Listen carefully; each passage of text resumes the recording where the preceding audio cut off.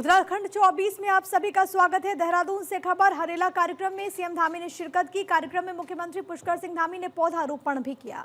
उत्तराखंड के लोक पर्व हरेला पर्व का उन्होंने पूजन किया। वन विभाग की तरफ से प्रदेश में 5 लाख पौधे लगाए जाएंगे। वन मंत्री सुबोध उनियाल और कृषि मंत्री गणेश जोशी इस दौरान मौजूद रहे। ये तस्वीरें हम आपको इस वक्त दिखा रहे हैं। आपको तस्वीरों में सीएम पुष्कर सिंह धामी नजर आ रहे हैं, जो कि यहाँ पर पूजन करते हुए हरेला के इस पर्व में जगह जगह पर इस तरीके की तस्वीर सामने आ रही है। मुख्यमंत्री ने भी यहाँ पर शिरकत की और खास तौर पर क्योंकि ये हरियाली का पर्व है, तो ऐसे में सीएम पुष्कर सिंह धामी ने यहाँ पर पौधारोपण भी किया। दूसरा चरण प्रारंभ होगा। इस वर्ष भी कई करोड़ों पेड़ पूरे देश के अंदर लगाए जाएंगे। उस श्रृंखला में उत्तराखंड में भी हम चाहे आज प्रकृति संरक्षण हो, हमारे जीव जंतुओं के लिए फलदार वृक्ष लगाने हो, या हमारे जो जल संसाधन हैं, हमारे स्रोत हैं, उन सब के नवजीवन पुनर्जीवन के लिए हमारा सारा जो रिजनरेशन रिवर रिजनरेशन अथॉरिटी का गठन किया गया है, उसके माध्यम से नाले गधेरे हमारे स्रोत उन सभी को रिचार्ज करना, उनका संरक्षण करना, ये हमारी प्राथमिकता में है। क्योंकि देवभूमि उत्तराखंड हमारा 70% से अधिक भूभाग उत्तराखंड का वनों से आच्छादित है और पूरे उत्तराखंड के साथ साथ हम पूरे भारत की, पूरे विश्व की पर्यावरण की भी हम चिंता करते हैं। इसीलिए हमने सबसे पहले यहाँ पर जीईपी ग्रॉस एनवायरनमेंट प्रोडक्ट उसको भी प्रारंभ किया है कि जिससे हम माप पाएं कि हम उस दिशा में कितना काम कर रहे हैं। और मैं आज के अवसर पर सभी को मैं बहुत बधाई देता हूँ, शुभकामनाएं देता हूँ। जी, माननीय प्रधानमंत्री जी, उत्तराखंड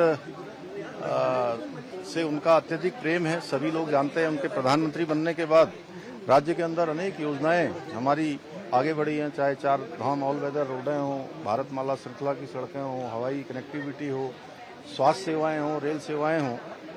हर क्षेत्र में हमारा पर्यटन बढ़ा है। उनके आने के बाद चाहे वो उनका केदारनाथ का रात्रि का प्रवास हो या माड़ा गांव भारत का जिसको अंतिम गांव कहा जाता था, उस गांव में जाकर वहां पर अनेक कार्यक्रमों में सम्मिलित होना हो, वहां का प्रवास करना हो, या आदि कैलाश जाना हो, या अभी हाल ही में हरसिल मुखवा माँ गंगा के मायके में आकर उन्होंने हमारी शीतकालीन यात्रा को प्रोत्साहन दिया है। तो उनको राज्य में होने वाली 4 धाम यात्रा, आदि कैलाश यात्रा और साथ में कैलाश मानसरोवर यात्रा और अभी होने वाली कांवड़ यात्रा और निकट भविष्य में नंदा राजजात और कुंभ जो हमारे राज्य के अंदर प्रस्तावित है 2027 में और 2026 में नंदा राजजात है, उन सभी योजनाओं के बारे में उनका मार्गदर्शन लिया है और उन्होंने आश्वस्त किया है कि सभी पर जो है वो राज्य को निर्देश दिए थे। किस तरीके से देखते हैं श्रीमद् भागवत के जो श्लोक है वो छात्र। वहीं सीएम धामी ने एक्स पर पोस्ट किया है, मंदिर का वीडियो उन्होंने साझा किया। गोपीनाथ मंदिर का ये वीडियो है जो कि सीएम ने पोस्ट किया है। गोपीनाथ मंदिर देवाधिदेव महादेव को समर्पित है। जनपद चमोली के गोपेश्वर में स्थित गोपीनाथ मंदिर देवाधिदेव महादेव को समर्पित है। महाशिवरात्रि एवं होली के मौके पर यहां विशेष पूजा अर्चना का आयोजन होता है। चमोली आगमन पर गोपीनाथ मंदिर के दर्शन अवश्य करें। और केंद्रीय मंत्री अजय टम्टा का आज है जन्मदिन। अजय टम्टा को सीएम धामी ने बधाई दी है। सीएम धामी ने अजय टम्टा को जन्मदिन की बधाई दी। माननीय केंद्रीय सड़क परिवहन एवं राजमार्ग राज्य मंत्री और अल्मोड़ा संसदीय क्षेत्र से सांसद अजय टम्टा जी को जन्मदिवस की हार्दिक बधाई और शुभकामनाएं उनकी तरफ से पोस्ट किया गया। मां नंदा देवी से आपके उत्तम स्वास्थ्य, सुदीर्घ और मंगलमय जीवन की प्रार्थना करता हूँ। ये केंद्रीय मंत्री अजय टम्टा की तरफ से जो उनका जन्मदिन है आज उनको लेकर के मुख्यमंत्री पुष्कर सिंह धामी की तरफ से पोस्ट किया गया और जो उनके कार्य हैं, जो उनकी तरफ से विकासात्मक कार्य किए गए हैं, इसका जिक्र करते हैं मुख्यमंत्री पुष्कर सिंह धामी अपने पोस्ट के जरिए। और वो कहते हैं कि आज माननीय केंद्रीय मंत्री अजय टम्टा का जन्मदिन है, जिस मौके पर उन्होंने यहाँ पर उनको शुभकामनाएं दी हैं और बधाई दी है। ये कहा है कि मां नंदा देवी से आपके उत्तम स्वास्थ्य, सुदीर्घ और मंगलमय जीवन की प्रार्थना करता हूँ।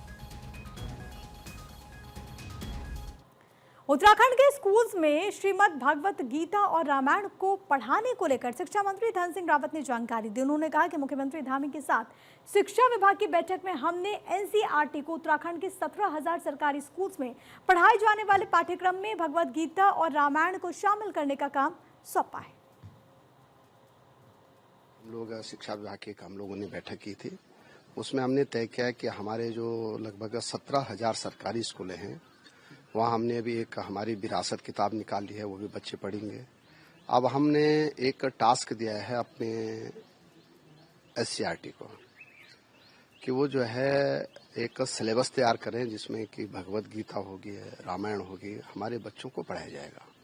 लेकिन अभी जब तक वो सिलेबस में आता है तब तक हमने अपने जितने भी स्कूल हैं उसमें सुबह जितने पीरियड होती है स्कूलों में, उसमें भगवत गीता के और रामायण के जो अच्छे श्लोक हैं वो बच्चों को पढ़ाए जाएंगे और ये इसका आदेश भी हमने कर दिया है। कई लोगों की इस पर प्रतिक्रियाएं हैं और लोगों ने इस कदम की काफ़ी सराहना की है और मैं कह सकता हूं कि हमारे राज्य के बच्चे जो है अब भारतीय ज्ञान परंपरा आधारित शिक्षा की ओर जाएंगे।